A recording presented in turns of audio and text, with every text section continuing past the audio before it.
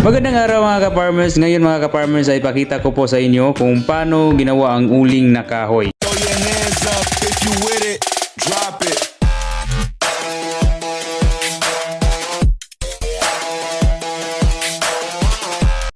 Kadalasan ito po ay ginagamit sa pagluto ng litson na baboy, inihaw na isda, barbecue at iba pa.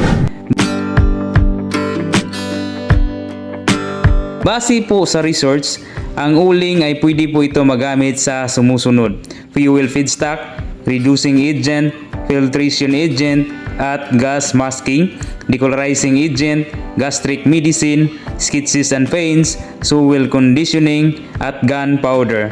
Mga ka-farmers, alam nyo ba na ang uling or lupang pinag-uulingan ang pinakamagandang organic fertilizer? Maliban na na-sterilize na ito rin ay nagtataglay ng calcium, magnesium, phosphorus at potassium. Pero bago ang lahat, paki-like naman po sa video na ito at paki-subscribe at click nyo na rin ang notification bell para updated kayo sa mga video na in-upload ko.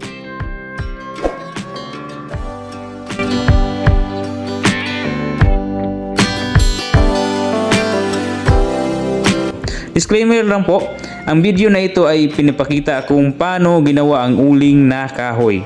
Ang channel na ito ay hindi nag-aalok na gumawa ng uling na kahoy gamit ang mga puno ng kahoy. Ang pagputol ng puno ay labag sa batas. Ang mga materyales na ginagamit sa video o puno na ginagamit sa video na ito ay ang mga kahoy na natumba bunga ng bagyong Odette.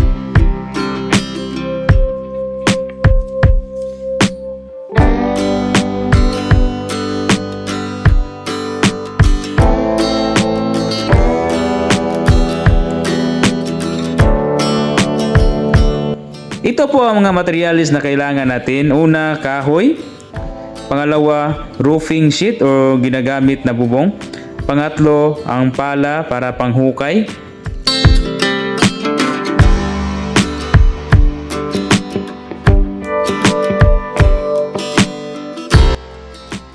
Ito po ang mga process. Una, maghukay po tayo depende sa dami ng kahoy ang lalim. Kung maramihan, kailangan po malalim ang hukay. I-estimate mo lang ang lalim depende sa dami ng kahoy na inyong uulingin.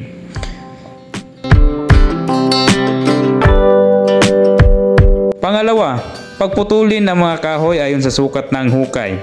Paalala, mas maganda ang sulit na kahoy compare sa malambot na kahoy. I-check nyo lang kung pwede ba gamitin para maging uling. Actually, pwede naman ulingin lahat ng klase ng kahoy. May kaibahan lang sa performance tuwing gamitin na natin sa pag-iihaw. Pangatlo, ilagay ang mga pinutol na kahoy sa lupang pinaghuhukayan. Iayos po natin ng mabuti para marami po ang malagay sa ating hukay.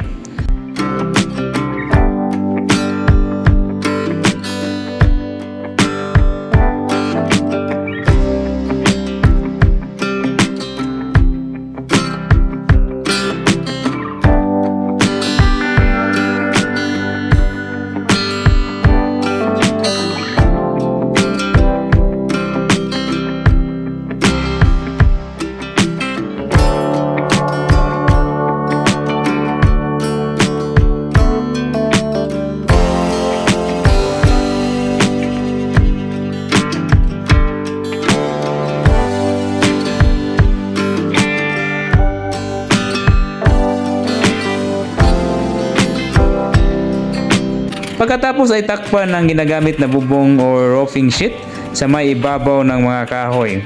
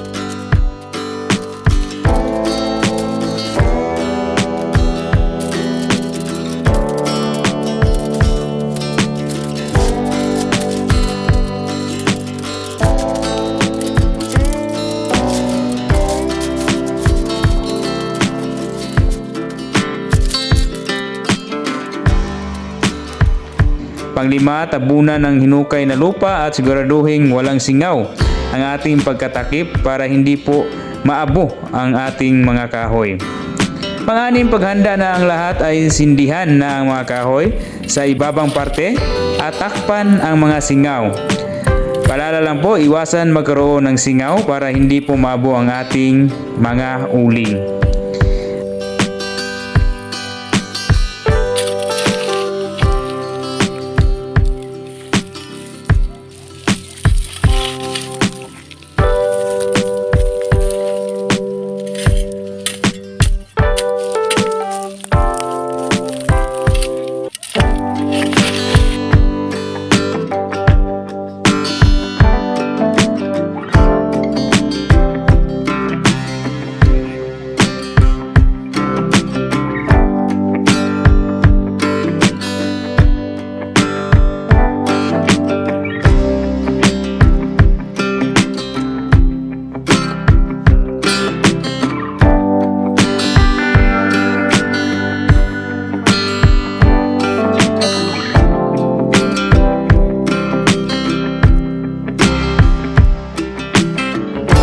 Pagkalipas ng 30 hours or 2 araw, pwede na pong buksan ang takip ng kahoy para kunin yung mga uling.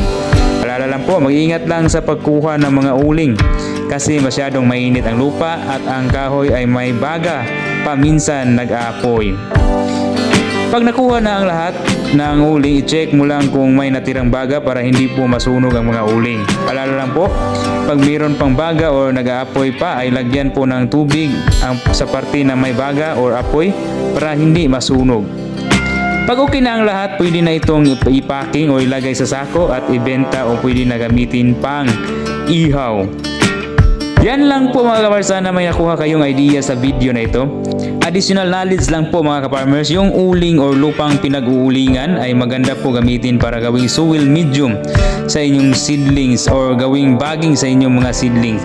Maganda ito kasi na-sterilize na ang lupa, marami pang compost na nutrients. Mga ka-farmers, kung nagustuhan nyo ang video na ito, paki-like naman, share at subscribe at i-hit nyo rin ang notification bell para updated kayo sa mga video na ina-upload ko. Salamat po. God bless and happy farming.